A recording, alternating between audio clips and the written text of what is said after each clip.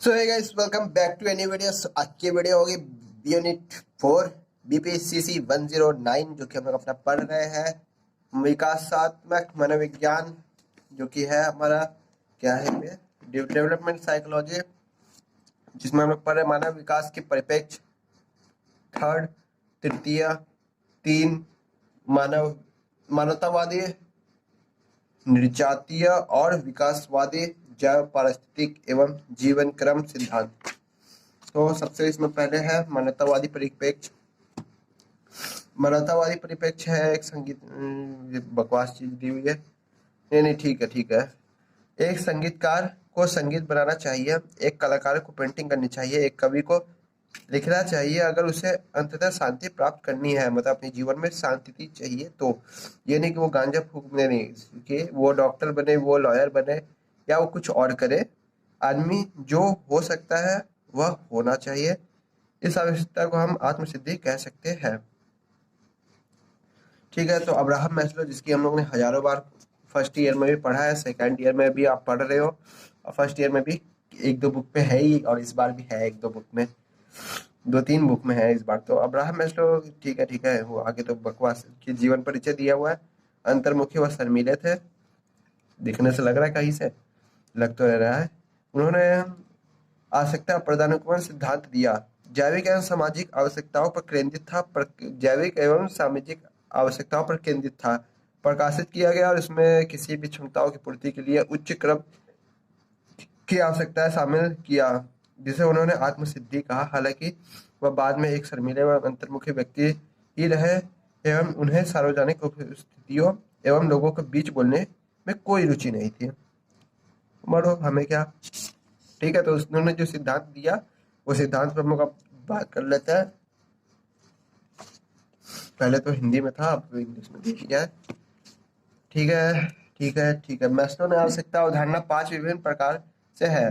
पहले हम लोग की सबसे निचली स्तर जो है हम लोग का, वो है ये वाला, ये येलो डटी फेलो दिख रहा है आपको, वो है हम लोग का क्या है यार, फिजिकल लेवल। तो आप समझ लो क्या है, जिसमें कि हमारी शारीरिक आवश्यकता है। फिर है नीचे, उसके ऊपर है सेफ्टी, फिर उसके ऊपर है लव, क्या है, लव, प्यार की आवश्यकता है। फिर उसके ऊपर है एस्टीम, हमारी आत्मसम्मान की आवश्यकता है ये। फिर है हमारा आत्मसिद्धि, सेल्फ सेल्फ एक्चुअलाइजेशन। ठीक है, तो इसमें 5 तरीके। पहले हम लोग अपनी शारीरिक जरूरतें पूरी करते हैं, कपड़े पहनते हैं, सही तरीके से जूता पहन लेते हैं, टोपी पहन लेते हैं। जब सब कुछ हो जाता है हमारे पास, फिर हम सेफ्टी की तरफ बढ़ते हैं, मतलब अपना घर लेते हैं। ठीक है, फिजिकल जरूरत में रोटी भी आती है, खाना भी आता है, एक बात और भूल गए हम। सेफ्टी में घर आ गया, सीसीटीवी आ गया, कार आ गई, बाइक आ गई। ठीक है, फिर लव में आपका प्यार आ गया, प्यार जो भी आप जिस चीज से आप करते हो। फिर उसके बाद आ गया आत्मसम्मान, एक अच्छी पहचान हो, 4 लोग जाने आपको, अच्छे तौर पे जाने, और एक कॉन्फिडेंस हो आप में, रिस्पेक्ट हो, अदर्स लोग आपकी करे और अदर्स की आप करो। फिर होता है कि आत्मसिद्धि, जिसमें आप अपने आप से सब चीजों की तौर तरीके, कहाँ गया, संतुष्टि एहसास करने के संस्थाओं में प्यार प्यार को देखभाल पाने की आवश्यकताएं होती है, उन्हें खुशी और संतुष्टि का एहसास करने के लिए जीवन में सार्थक एवं पूर्ण संबंध रखने की आवश्यकता है। फिर है आत्मसम्मान, आत्मसम्मान की आवश्यकता आती है, यह एक मूल आत्मसम्मान तथा दूसरों के से इस मूल्य सत्यापन की आवश्यकता पर केंद्रित है। इस अनुक्रम में सर्वोच्च आवश्यकता अंतर्निरीक्षण की है। अंतर्निरीक्षण किसी की वास्तविक और पूर्ण क्षमता का एहसास करने की आवश्यकता है। अब्राहम मैस्लो ने पहली के अनुसार पहली 4 आवश्यकताएं असभाव अभाव की आवश्यकताएं अथवा डी आवश्यकताएं है, उन्हें अवश्य पूर्ण किया जाना चाहिए। ये 4 जो आप नीचे से ऊपर की ओर बढ़ रही है, जिसमें कि आपकी शारीरिक है, सुरक्षा है, और प्यार है, और सम्मान है, ये 4 तो सबको पूरी करनी चाहिए। और फिर 5वें के लिए हमेशा आत्मसिद्धि की ओर बढ़ना चाहिए, जिसमें आंतरिक निरीक्षण सबसे इम्पोर्टेंट है, कि आपने जो पाया उससे आप संतुष्ट है, और जो सिद्धि है क्या वो सही है? फिर मैस्लो की इसी चीज पे है। फिर आगे कार्ल रोजर्स का दृष्टिकोण। कार्ल रोजर्स मूल रूप से धर्म से परिशिक्षित थे, तो उसकी कहानी ऊपर दी हुई है। कार्ल रोजर कैसे कैसे थे, क्या क्या किए, कितने आयु में वो उनका निधन हो गया। ठीक है, कार्ल रोजर्स ने पूर्णतया कार्यरत व्यक्तित्व के विचार को प्रचार किया। ठीक है, पूर्णतः कार्य कार्यरत व्यक्तित्व के विचार का प्रचार किया। मैस्लो की तरह उनका यह मानना था कि लोग अपने निर्णय लेने के लिए स्वतंत्र है और और प्रत्येक व्यक्ति में अपनी क्षमता, लक्ष्यों और इच्छाओं को प्राप्त करने की क्षमता है, जो सब लोग में है और सब लोग पाते हैं। बस इतनी सी दूरी है, इतनी सी था और इतनी के बीच में इतनी दूरी, बस इतनी दूरी है आपको आपके लक्ष्य पाने के लिए। ठीक है, कार्ल रोजर्स ने मैस्लो की आत्मसिद्धि जैसा अवधारणा की एवं उन लोगों का संदर्भ दिया जो पूर्णतः कार्यरत व्यक्तियों के रूप में अपनी क्षमताओं को प्राप्त करने और जीवन के में अपने लक्ष्यों को पालन करने में सक्षम थे। मतलब अडानी जी कहीं पे भी नहीं था, आज कहाँ पर है। इसका अर्थ यह है कि व्यक्ति यहाँ और अभी में स्वयं के संपर्क में तथा व्यक्तिपरक अनुभव को समझता है। आप उसमें एलन मस्क को ले सकते हो, बहुत सारे इंसान हैं, बिल गेट्स है, बहुत सारे लोग ये सब किए जो कहीं पे नहीं थे और कहाँ से कहाँ पहुंच गए।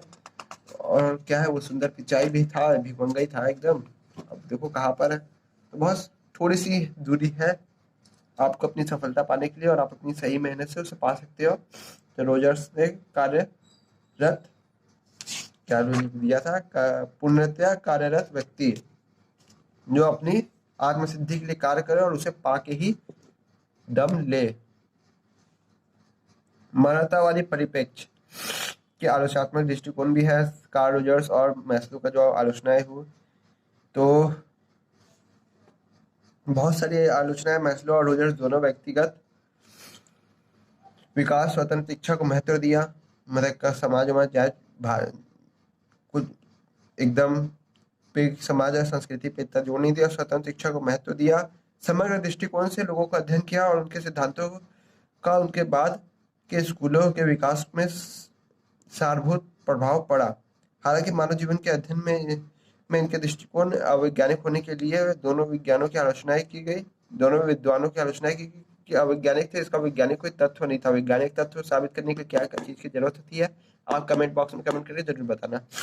ठीक है, हालांकि ठीक है, आलोचना की आत्मसिद्धि की प्रक्रिया का अध्ययन करने के लिए एक बहुत ही गैर वैज्ञानिक दृष्टिकोण का नियोजित करने के लिए आलोचकों ने मैस्लो पर हमला किया। आलोचकों ने यह भी बताया कि उनका सिद्धांत श्वेत मध्यवर्गीय उच्च अमेरिकी मूल्यों पर आधारित है। मतलब कि उसमें भेदभाव रंग की जो भेदभाव की वह नीति चलती आई है और चलती रहती है हमेशा, उस पर दिया कि आप एक ही तरफ से सोचे हैं, दोनों तरफ से आप नहीं सोचे हैं। ठीक है, नैतिक एवं विकासवादी परिप्रेक्ष्य। तो अब आगे हमारे चार्ल्स डार्विन ने विकासवाद के सिद्धांत में अपने अभूतपूर्व कार्य के निवेश करके नैतिकताविदों के लिए मार्ग प्रस्तुत किया। डार्विन ने अपने विकासवाद के सिद्धांत के प्रस्ताव रखा जिसमें बताया गया कि कैसे एक प्रजाति की विशेषताएं स्वयं के साथ बदलती है एवं विकसित होती है, कैसे नई प्रजातियां विकसित होती है और पर्यावरण की बदलती मांगों के अनुकूल होती है। Charles Darwin. ठीक है, यह सिद्धांत अक्सर विवाद का हिस्सा रहा, लेकिन इसे जीव विज्ञान, मनोविज्ञान एवं अन्य क्षेत्र में हुए अनुसंधान साक्ष्यों के विकास निकाय द्वारा समर्थन मिला। मतलब जब आप जानते हो, आप क्या बोलते हैं, सांप, स्नेक जो होते हैं, वही उनके पास भी हाथ और पैर था बाकी जानवरों की तरह, पर उनका हाथ पैर कहाँ गया, उन्होंने वो यूज करना बंद कर दिया। क्या हो गया फिर, वो सेंस उसमें कोई सेंसिटिविटी नहीं रहेगी, फिर वो रेंगने लग गया, ऐसे ऐसे ऐसे ऐसे यूज करना बंद कर दिया। तो क्या करेगा, कैसे चलेगा, कैसे फिरेगा, वो रेंगते थे, तो उनका हाथ पैर से पूरा सेंस चला गया था। मतलब जो न्यूरॉन्स होते वो एकदम बॉडी में आ गए थे और हाथ पैर से चले गए। फिर हाथ पैर धीरे धीरे छोटा छोटा छोटा छोटा होने लग गया, छोटा होने लग गया, और उसके बाद वो गायब होने लग गया, और गायब होते होते पूरे ही लिप्त हो गया। मतलब उनके पास भी हाथ पैर थे। कोरलॉर्ड लॉरेंज कोई इंपॉर्टेंट नहीं है। फिर आ गया तो सब बहुत सारे वैज्ञानिक अपने अपने सिद्धांत दिए। तो नैतिकता का सिद्धांत सीधे सीधे आपको हम ये समझा दें। नैतिकता के सिद्धांत की जो बातें हैं वो ये है कि हमेशा अपने नैतिक को स्वयं को जगाए रखना चाहिए। कि वो बात है ना कि जमीर और वजीर जब मर जाता है तो इंसान किसी काम का नहीं रहता, और ना वो गेम जो आप खेल रहे होते हैं वजीर के साथ। तो हमेशा जमीर और वजीर जिंदा रहे तब वो कभी भी गेम पलट सकता है। तो जमीर का जिंदा रहना बहुत जरूरी है, जिससे कि आप कभी भी गलत चीज, ड्रग्स, गांजा, अफीम, किसी भी गलत चीज को बढ़ावा ना दो, उस चीज को वहीं रोक दो और हमेशा सही के साथ रहो।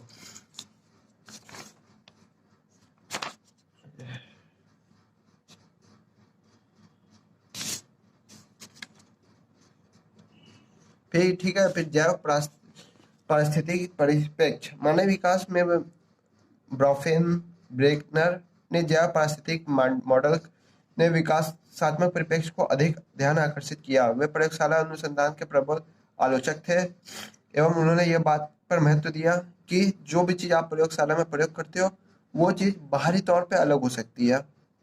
मतलब कि महत्व दिया कि विकास के उचित अध्ययन के लिए बच्चों एवं वयस्कों, मतलब जिसको आप प्रयोग करते हो हमेशा, को उनके वास्तविक वातावरण या प्रकृति के संदर्भ में देखने की आवश्यकता है। सब कुछ प्रयोगशाला में नहीं दिख सकता। उन्होंने इस चीज पर जोर दिया और इसी चीज पर अपनी कहानी की। उनके अनुसार मानव विकास से पारिस्थितिकी में सक्रिय बढ़ते हुए मनुष्य के बीच प्रगतिशील पारस्परिक समायोजन एवं वैज्ञानिक अध्ययन अंतर्भूत है एवं तत्कालिक सेटिंग्स के बदलते गुण जिसमें विकासशील व्यक्ति रहता है, क्योंकि यह प्रक्रिया इन दोनों के बीच संबंधों से प्रभावित होती है।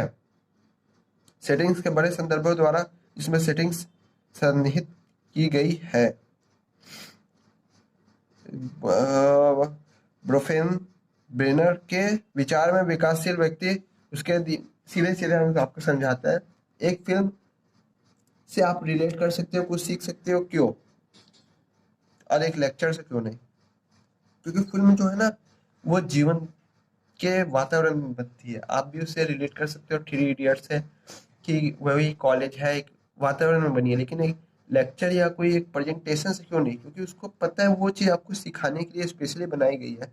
जब चीज़ें आपस में आप रिलेट कर पाते हो तो आप ज़्यादा समझ पाते हो और अच्छे तरीके से उस चीज़ों को पे रिसर्च भी कर सकते हो। इसीलिए बोले इन्होंने, यूरी ब्रोफ ब्रोफेन ब्रेनर ने, कि प्रयोगशाला में जो चीज़ होती है वो चीज़ बदल जाती है, बाहरी वातावरण में उसके अलग तरीके से देखने की आवश्यकता होती है। तो इनका मॉडल इस चीज पे था। तो पारिस्थितिक सिद्धांत का भी आलोचना की गई, क्योंकि लैब में उस चीजों को आप कंट्रोल कर सकते हैं, वातावरण को, चीजों को, शांति को, अशांति को। तो इस चीजों का भी फिर जीवन क्रम सिद्धांत भी है एक, जिसमें हमें कोई जरूरत नहीं लग रही इसको पढ़ाने की। जो कई सामाजिक, सांस्कृतिक, ऐतिहासिक दृष्टिकोण का उपयोग करके जीवन काल के विकास को समझाने का प्रयास करता है। इसमें व्यवस्था की गई है कि जन्म से मृत्यु तक अनेक लोगों के जीवन में आकार देने वाले समग्र कारक एवं किस प्रकार ये व्यक्ति के सामाजिक व सांस्कृतिक एवं ऐतिहासिक वातावरण के परस्पर जुड़े हैं। इस सिद्धांत की कल्पना मूल रूप से महामंदी के संदर्भ में की गई। इसके अनुसार ऐतिहासिक बल, परिवार, शिक्षा एवं काम को सामाजिक प्रक्षेप पथों को आकार देता है एवं बदले में व्यवहार एवं विकास के विशेष रेखा को प्रभावित करती है। ठीक है, ऐतिहासिक बल, परिवार, शिक्षा, सामाजिक पथों को आकार देता है, हमारा व्यवहार, जीवन क्रम सिद्धांत। तो इस कहानी इसकी भी टाटा बाय बाय खत्म हो गई। ये एक अच्छा बात ये है कि हमारी ज़्यादातर वीडियोस इस प्लेलिस्ट के आपको 15 मिनट की ही मिल रही है। ज़्यादा अच्छी बात है। पहली वीडियो हम लोग की बहुत लंबी थी और लोगों ने कमेंट भी किया था कि सर वीडियोस बहुत लंबी हो रही है, एग्जाम के टॉपिक से हिसाब से बनाइए। क्योंकि आप एग्जाम के टॉपिक्स में, हम लोग ज़्यादातर बच्चे एग्जाम्स के टाइम वीडियो देखते हैं तो वीडियो इतनी लंबी रहेगी, तो आप 2x पे भी देखेंगे तब भी आपको 15 मिनट लग जाएगा।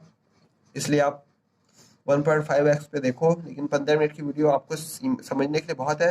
हम लोग मिलेंगे गाइस नेक्स्ट लेवल के एक नेक्स्ट वीडियो में, जिसमें हम कंप्लीट करेंगे यूनिट 5। अगर आपको कोई कमेंट डाउट या कोई क्वेरी हो तो आप कमेंट बॉक्स में कमेंट कर देना। कोई पर्सनल डाउट हो तो आप डिस्क्रिप्शन बॉक्स में दिए हुए किसी भी एक लिंक पे मैसेज कर देना। हम लोग मिलते हैं एक अच्छे से प्यारे से वीडियो में। आप वीडियो को देखो, पढ़ाई करो, लिखाई करो, खुदाई करो या लड़ाई करो।